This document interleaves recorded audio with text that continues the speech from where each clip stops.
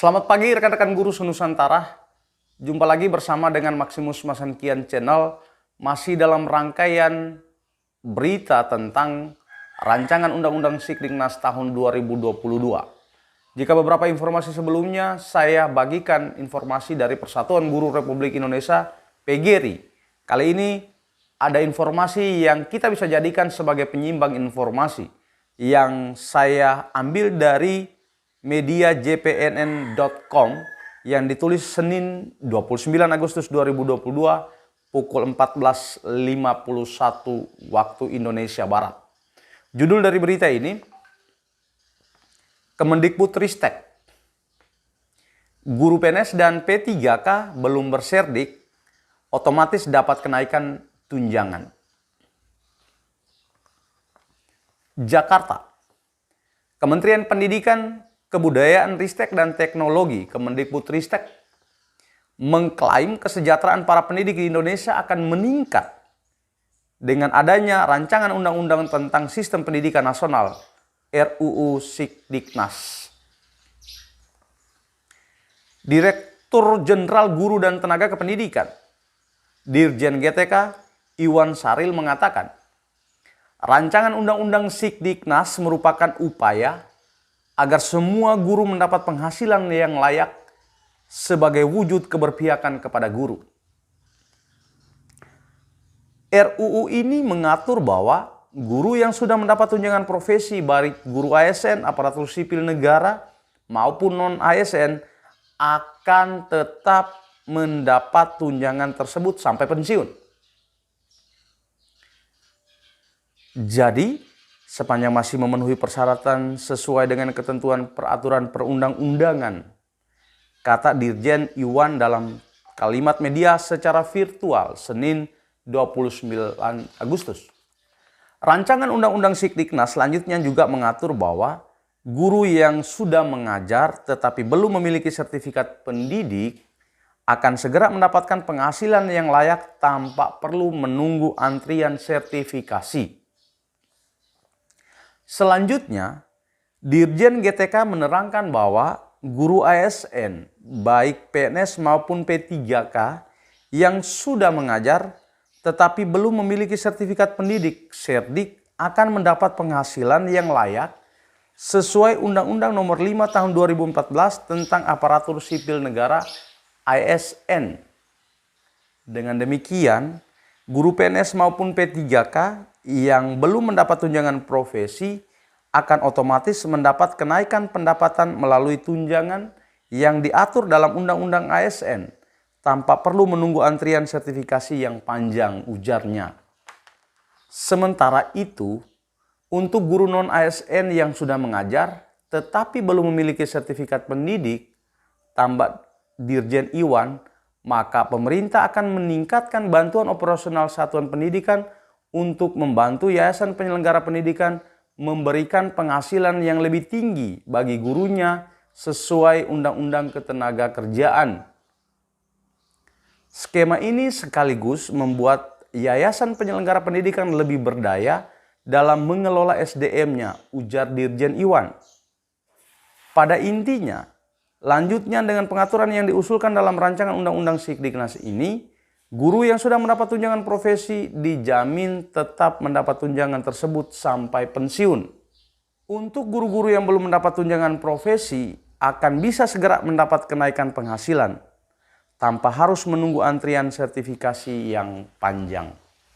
Teman-teman sekalian, informasi dari kementerian ini siapa yang tidak senang bagi guru yang belum sertifikasi? Sangat senang. Karena membayangkan tahapan yang panjang untuk mendapatkan sertifikat pendidikan, sertifikat pendidik untuk mendapatkan tunjangan sertifikasi, itu saja sudah melemahkan sekian banyak guru. Maka informasi ini sangat menggembirakan bagi Bapak Ibu guru.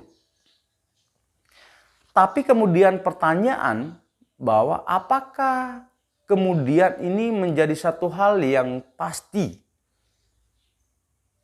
Itu akan melewati sejumlah tahapan. Kalau kondisi kita hari ini, Undang-Undang 14 tahun 2005 itu satu undang-undang yang sudah pasti dan proses panjang sampai menghasilkan itu. Nah, Undang-Undang 14 tahun 2005 itu termuat bagaimana program untuk sertifikasi guru ini tuntas 10 tahun. Artinya di 2015, guru-guru yang memenuhi syarat untuk disertifikasi mestinya sudah disertifikasi semua. Tetapi dalam perkembangannya, dalam prosesnya, fakta di lapangan masih banyak guru, jutaan guru yang memenuhi syarat tapi belum disertifikasi karena tahapan yang panjang sebelum seorang bisa mendapat sertifikat pendidik dan mendapatkan tunjangan sertifikasi. Sehingga apakah tidak memungkinkan bahwa Undang-Undang 14 2005 tetap ada, yang mana itu satu kepastian di bagian pemberian tunjangan sertifikasi guru ini, dengan cukup merevisi pada bagian-bagian di mana seorang guru ditetapkan menjadi guru profesional dan menerima tunjangan itu dengan syarat yang lebih mudah. Sehingga dalam waktu yang cepat, tidak menunggu antrian yang lama, guru-guru sudah bisa ditingkatkan atau diperbaiki penghasilannya yang layak, baik ASN maupun non-ASN. Apakah itu tidak memungkinkan? Atau apakah tidak memungkinkan di dalam Undang-Undang Sikdiknas ini tidak ada perubahan atau penghapusan yang sangat fundamental pada Undang-Undang 14 tahun 2005 tentang pemberian tunjangan profesi guru dosen, tunjangan khusus dan juga tunjangan kehormatan. Cukup diatur pada bagian yang memudahkan guru untuk menerima tunjangan ini. Jadi tidak otomatis terima, tapi dia melewati tahapan yang lebih mudah dari tahapan yang sekarang. Dan berikutnya dari pandangan saya, jika ada upaya perbaikan pendapatan atau penghasilan guru ASN, mungkin hemat kami, upaya perbaikan ini bisa diterima oleh rekan-rekan kita guru honorer. Karena kalau pendapatan seorang ASN boleh dikatakan cukup, tapi pendapatan seorang guru honorer masih sangat jauh di bawah. Lalu yang terakhir dari pandangan saya, mencermati pemberitaan ini di mana pada sekolah-sekolah yayasan swasta ditambahkan biaya operasionalnya. Nah, ini hal yang sangat menggembirakan.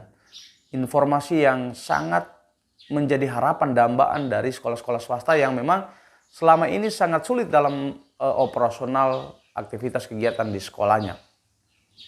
Tapi apakah ini menjadi suatu kepastian? Bicara tentang dana BOS makin ke sini sudah semakin ketat penggunaannya. Guru-guru honorer yang sudah sertifikasi tidak akan mendapat lagi tambahan dari BOS, dan mereka sangat mengalami kesulitan di lapangan saat ini, di mana dana dana sertifikasi di daerah kadang sampai 6 bulan baru dibayar, tidak rutin, kadang ada ketunggakan dan lain sebagainya, dan praktis mereka tidak punya sumber lain. Itu juga sangat sulit. Nah, oleh karena itu, apakah betul bahwa ini kemudian benar-benar diterapkan dan bisa menjadi sumber pendapatan di sekolah swasta untuk diolah dalam peningkatan sumber daya manusia? Akan seperti apa dana operasional yang diperuntukkan untuk ke sekolah swasta tadi, porsi digelontorkan ke guru honorer yang mengajar di sekolah swasta itu? Nah, itu juga mesti harus dibentangkan secara jelas. Kami yakin dan percaya bahwa semua keputusan, semua kebijakan, jalan keluar yang diambil oleh pemerintah itu pasti berangkat dari rekaman atau jejaring persoalan masalah yang dihadapi oleh guru, masalah yang dihadapi oleh warga, dianalisis lalu ditemukan solusi untuk mengatasi keluhan-keluhan tadi. Nah, sehingga sebuah regulasi yang dihasilkan itu akan disambut gembira, tidak menimbulkan polemik, tidak menimbulkan tasfir atau kontradiksi pemikiran, argumentasi yang berbeda antara satu dengan yang lain, tapi sungguh memberikan kegembiraan, disambut dengan senang hati. Karena yang pasti apapun regulasi, apapun keputusan, apapun kebijakan yang ada di pemerintah, menciptakan kenyamanan, menciptakan perubahan yang lebih baik. Guru yang belum sejahtera menjadi sejahtera, guru yang belum merdeka dibuat menjadi merdeka, guru yang belum bahagia dibuat lebih bahagia dengan hadirnya regulasi. Yakini itu. Dan kami berikan harapan dan doa kepada pemangku kebijakan untuk kiranya melihat semua perkembangan informasi, aspirasi-aspirasi dari Bapak Ibu guru hari-hari ini, dan bisa menjadi satu pertimbangan untuk mengambil keputusan yang memberi keadilan untuk kita semua. Demikian, selamat pagi, salam sejahtera, salam sehat, selamat beraktivitas untuk kita semua.